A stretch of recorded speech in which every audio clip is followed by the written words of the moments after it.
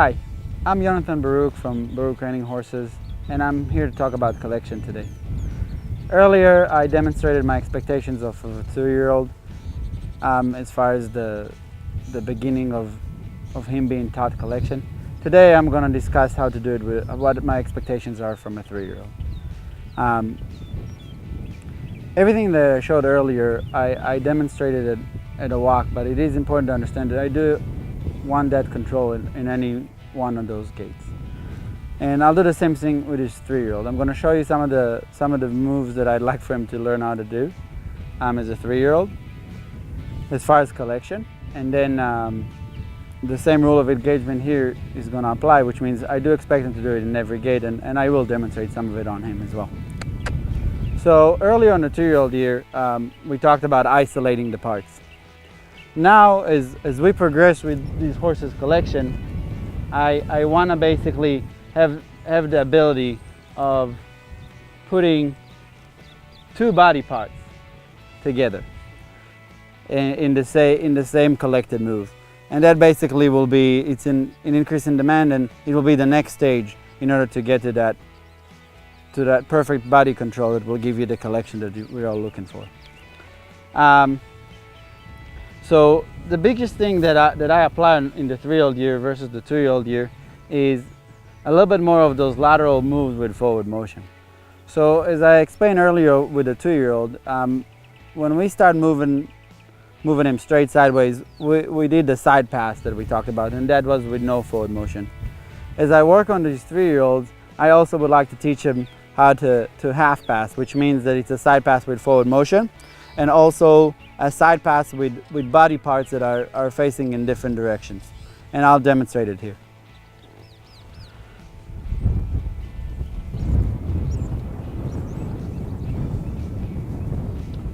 So the first control that I'd like to have, which is the most simple one, is just like we explained about the side pass. I'm going to want this horse to move forward, but at the same time sideways.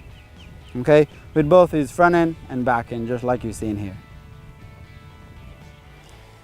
Okay, and I'll do it at a walk, I'll do it at a jog, and I want it basically to be also both ways. Okay, so as he's walking forward, like you see, I'm able to move all 4 legs in to the side. Another control that I like to have, I like to decide as I'm moving sideways here, which body part is going to lead our way. Which means, again, here comes the isolation of body parts. I can start by having his neck tilted one way and have this entire horse moving in that direction. I can have his neck tilted the other way and have that horse moving still in the same direction. And I can do it in both directions. Okay, like I demonstrated here. The next isolation, again, if we go in the order from front to back, will be an isolation of his front end. So as I'm moving sideways, I want basically the front end to lead the way. So if again I'll stand pretty square in front of this camera for us, I'm going to move this entire horse sideways, but at the same time I'm going to let that front end lead the way. So I'm going to keep his nose just in front of himself, and I'm going to make this horse move sideways while his front end is leading the way. Okay, so basically, if you'll watch the horse's feet, you're going to see what we usually refer into 2 tracks, which means his front end is going to be slightly off to the left in comparison to his back end. So when you watch these horses move, the first step is always going to be with the front end, and then the back end follows. And the same thing I can do this way. Okay, I'm going to move this front end over, and the front end is going to be slightly off to the side as I'm walking forward here. Now, the next body part that we have here in line is going to be the hip. I'm going to do the same thing while I'm having the hip lead the way.